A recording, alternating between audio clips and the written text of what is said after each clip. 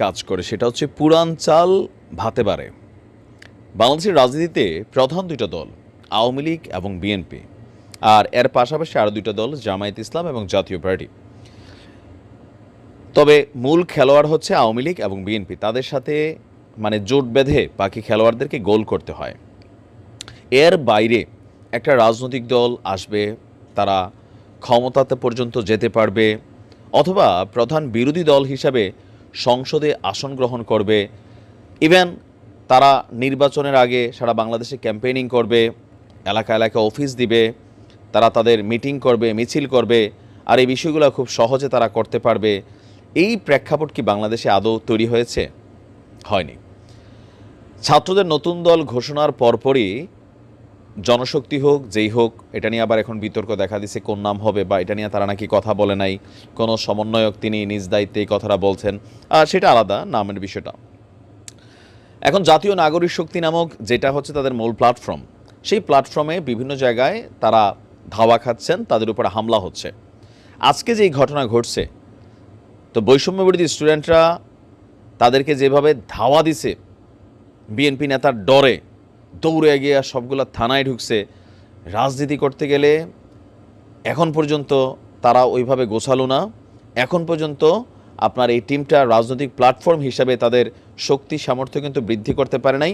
এখন পর্যন্ত মাঠের রাজনীতিতে বা মাঠে বিএনপিকে মোকাবেলা করার মতন তাদের শক্তি সামর্থ্য যে নাই, সেটা কিন্তু প্রমাণিত।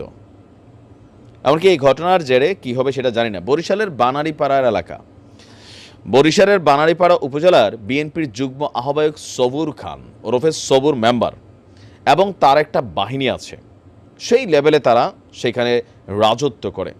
তাদের বিরুদ্ধে বৈষম্য বিরোধী ছাত্র আন্দোলনের এক নেতাকে মারধর করার প্রতিবাদে দৃষ্টান্তমূলক শাস্তির দাবিতে মানববন্ধন এবং লিফলেট বিতরণ করা হয়েছে। আপনার আজকে আমরা দেখলাম যে এখানে কারা কারা মানববন্ধন করেছে। বৈষম্য বিরোধী ছাত্র আন্দোলন, ইসলামী ছাত্র আন্দোলন, সচেতন নাগরিক সমাজের ব্যানারে এই কর্মসূচি করা হয়। তাদের বক্তব্য হচ্ছে যে বৈষম্য বিরোধী ছাত্র আন্দোলন নেতা আতিকুল বলছেন, উপজেলা ইসলামী যুব আন্দোলনের সভাপতি মোহাম্মদ অলিউল্লাহ, এখানে অনেকেই তারা যারা উপস্থিত ছিলেন, তাদের বক্তব্য বিএনপি নেতা সবুর মেম্বারের বিরুদ্ধে বানারীপাড়ার সন্ধ্যা নদীর খেয়াঘাট দখল একটা অভিযোগ ছিল। তো এর প্রতিবাদ করেছিল আপনার কি বলা হয় যে একজন নেতা বৈষম্য বিরোধী ছাত্র আন্দোলনের, এর প্রতিবাদ করায় বিএনপির কর্মীরা মিলনের হাত পা ভেঙে এবং মিজানের মাথা ফাটিয়ে গুরুতর অবস্থা করেছে।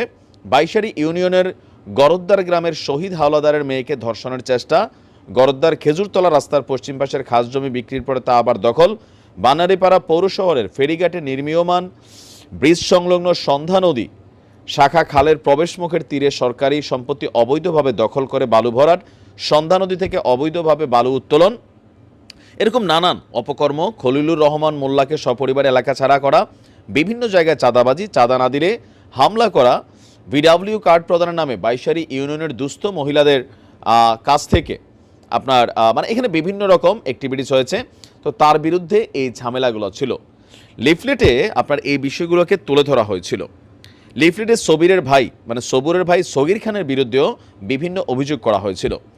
বিএনপি নেতা সবুর খানের নেতৃত্বে ২০-২৫ জনের একটি দল লাঠিসোঁটা নিয়ে মানববন্ধন শেষে হামলার জন্য ধাওয়া করলে আয়োজকরা যারা এই মানববন্ধন করেছিলেন তারা দৌড়ে গিয়ে বানারীপাড়া থানায় আশ্রয় নেন। তো এই সময় সেখানে আতঙ্ক এবং উত্তেজনার সৃষ্টি হয়। পুলিশ হামলাকারীদের নিবৃত্ত করার চেষ্টা করে। খবর পেয়ে উপজেলা বিএনপির সদস্য সচিব যিনি আছেন তিনি সেখানে আসেন, দুই পক্ষকে নিয়ে বৈঠকে বসেন। তো এখানে নানান ঘটনাগুলো আমরা ঘটছে। এখানে দেখা যাচ্ছে যে আপনার যেই বিষয়টা লম্বাচুরো একটা নিউজ, সবুর খান খুবই প্রভাবশালী ব্যক্তিত্ব, বোঝাই যাচ্ছে। তাকে ফোন দেওয়াতে তিনি ধরেননি। ওসি সাহেব বলছেন যে মসজিদের মাহফিলের সভাপতি পদ দিয়ে বিএনপি নেতা সবুর খানের বিরুদ্ধে মানববন্ধন করা হয়েছে। তো তারা থানায় আসতে এই তো এই বিষয়গুলোতে একটা জিনিস স্পষ্ট যে আপনি যখন রাজনৈতিক দল তৈরি করতে যাবেন আপনার প্রতিপক্ষ দ্বারা হয়ে যাবে। আবার এই মুহূর্তে জাতীয় নাগরিক কমিটির আমরা কারা তোমরা কারা বিএনপির এই বক্তব্যগুলোতেও কিন্তু মাঠে পর্যায়ে বৈষম্য বিরোধী স্টুডেন্টরা কিন্তু নানান জায়গায় রোষানলে পড়ছে। এখন এটা পড়ার মেইন কারণ হচ্ছে বিএনপিকে নিয়ে বৈষম্য বিরোধী ছাত্র আন্দোলনের নেতারা বিভিন্ন ধরনের মন্তব্য করেন তাদের সিনিয়ররা। তো এলাকার যারা লোকাল আছে, এখন ঢাকায় বসে সার্জিসের একটা বক্তব্য দেওয়া আর আপনার গ্রামের পাশে বৈষম্যবিরোধী ছাত্র আন্দোলনের নেতা সেই কথার সাথে একটা বক্তব্য লোকাল বাজারে দেওয়া আকাশ পাতাল পার্থক্য।